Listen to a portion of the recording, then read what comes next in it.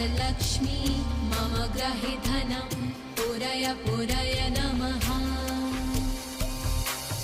ॐ ह्रीं श्रीं क्लीं श्रीं कुबेराय अष्टलक्ष्मी मम ग्रहे धनं पुरय पुरय नमः।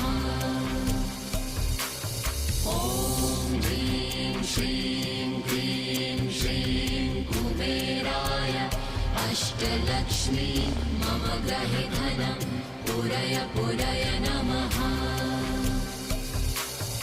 ॐ ह्रीं श्रीं क्लीं श्रीं कुबेराय अष्टलक्ष्मी मम ग्रहे धनं पुरय पुरय नमः।